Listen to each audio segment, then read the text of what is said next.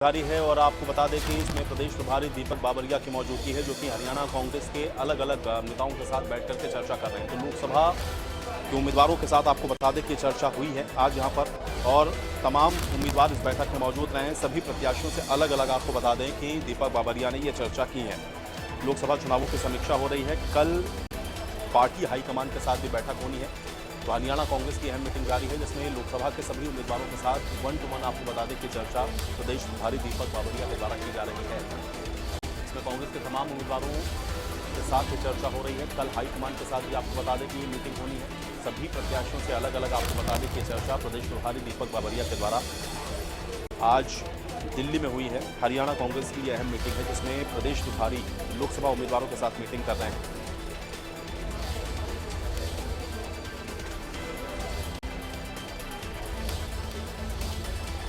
दीपक बाबरिया के साथ आज सभी प्रत्याशियों ने चर्चा की है। लोकसभा के जितने भी उम्मीदवार थे सबके साथ आपको बता दें कि 1 to 1 की चर्चा है वो की गई। तो लोकसभा चुनावों पर आपको बता दें कि ये जो समीक्षा है वो की जा रही है। लोकसभा चुनावों पर ये मंथन हो रहा है। कल हाईकमान के साथ की मीटिंग होनी है, इससे आज की ये बैठक बहुत महत्वपूर्ण है। इसमें लोकसभा के जितने भी उम्मीदवार हैं सभी के साथ 1 to 1 चर्चा प्रदेश प्रभारी दीपक बाबरिया के द्वारा की जा रही है। तो ये बड़ी जानकारी है और बड़ी खबर है। कांग्रेस के तमाम उम्मीदवारों के साथ ये चर्चा सभी प्रत्याशियों से अलग अलग आपको बता दें कि ये चर्चा आज दीपक बाबरिया के द्वारा की गई है।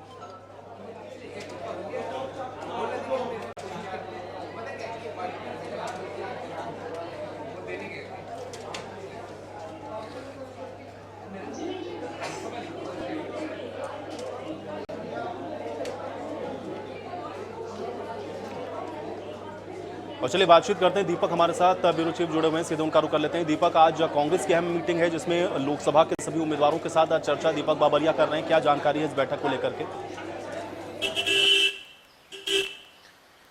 जी बिल्कुल, अगर बात करें तो प्रदेश कांग्रेस प्रभारी दीपक बाबरिया की इस वक्त अहम बैठक चल रही है। जो लोकसभा के कांग्रेस के जो प्रत्याशी थे 9 लोकसभाओं में, क्योंकि 10 लोकसभाएं, एक पर आम आदमी पार्टी का इंडिया अलायंस के तहत कुरुक्षेत्र से सुशील गुप्ता थे, बाकी जो 9 लोकसभा के जो उम्मीदवार हैं उनके साथ ये चर्चा चल रही है। इस वक्त अगर हम बात करें तो अम्बाला से जो उम्मीदवार हैं मुलाना की अगर बात करें तो वरुण मुलाना, उनके साथ बैठक हो चुकी है। अब इस वक्त अगर बात करें तो करनाल से जो प्रत्याशी थे उनके साथ चर्चा की जा रही है दिव्यांशु बुद्धि राजा के साथ। उसके बाद सोनीपत के उम्मीदवार के साथ चर्चा की जाएगी। इसी तरीके से अलग अलग उम्मीदवारों के साथ जो है यहाँ पर चर्चा की जा रही है। फिलहाल अगर बात करें तो अम्बाला से वरुण मुलाना, करनाल से अगर बात करें तो क्योंकि अम्बाला से जो है वरुण मुलाना क्योंकि वो चुनाव जीते हैं तो वो सांसद है, तो सांसद वरुण मुलाना के साथ चर्चा हो चुकी है। इस वक्त करनाल से जो प्रत्याशी थे दिव्यांशु बुद्धि राजा, उनके साथ चर्चा। इसके अलावा सतपाल ब्रह्मचारी यहाँ पर मौजूद हैं, जो कि सोनीपत से हैं और चुनाव जीत करके आए हैं।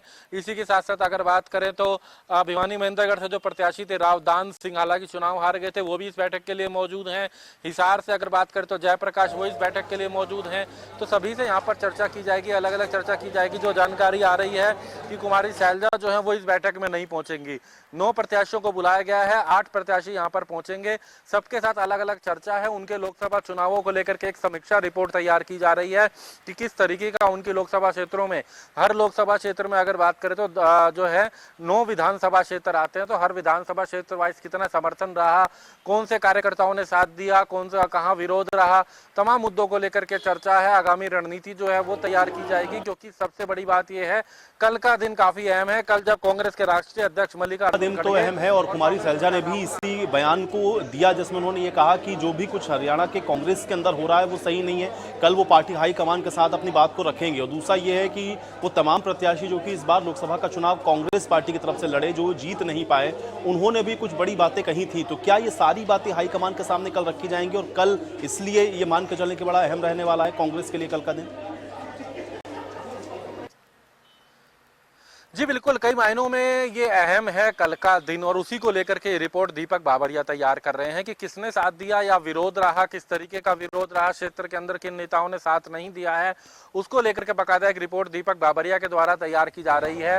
हालांकि अगर हम बात करें, अभी हम जब जयप्रकाश की बात करें जो हिसार से उम्मीदवार थे, जीत करके आए हैं, सांसद हैं, उन्होंने कुछ नेताओं का नाम लिया जिन्होंने इनका विरोध किया था। हालांकि विरोध तो उन्होंने नाम धर्मवीर, जो अगर यहाँ पर बात करें वीरेंद्र सिंह को लेकर के भी चर्चा करी कि खुलकर के साथ नहीं आए, कौन से नेता साथ आए या नहीं आए, सबकी जो जानकारी जो है प्रदेश कांग्रेस प्रभारी दीपक बाबरिया को दी जा रही है। दीपक बाबरिया हर लोकसभा वाइज एक रिपोर्ट तैयार कर रहे हैं और ये रिपोर्ट पार्टी हाईकमान के सामने रखी जाएगी, यानी कांग्रेस के राष्ट्रीय अध्यक्ष मल्लिकार्जुन खड़गे के सामने कल रखी जाएगी। तो उससे पहले कई मायनों में अहम है। हालांकि प्रश्न तो दीपक बाबरिया को लेकर के भी उठे हैं। कुमारी शैलजा ने प्रश्न उठाया कि इनसे उम्मीदें नहीं है क्योंकि कार्यकर्ता लगातार पार्टी छोड़ रहे हैं, कहीं ना कहीं एक व्यक्ति का यहाँ पर दबदबा है और ऐसे में इंचार्ज ये बातें पार्टी तक नहीं पहुंचा रहे हैं, जो कि कल वो खुद भी पार्टी के, उनका कहना है कि अध्यक्ष के सामने, हाईकमान के सामने खुद भी अपनी बात रखेंगे। लेकिन उससे पहले आज दीपक बाबरिया तमाम प्रत्याशियों के साथ बिल्कुल, और दीपक ये देखना होगा कि आज ये जो दीपक बाबरिया रिपोर्ट बनाते हैं, कल जब हाईकमान के साथ इस बात को लेकर के चर्चा होगी तो उसमें क्या कुछ निकल करके सामने आता है। फिलहाल बहुत शुक्रिया हमारे साथ जुड़ने के लिए, तमाम बातचीत के लिए।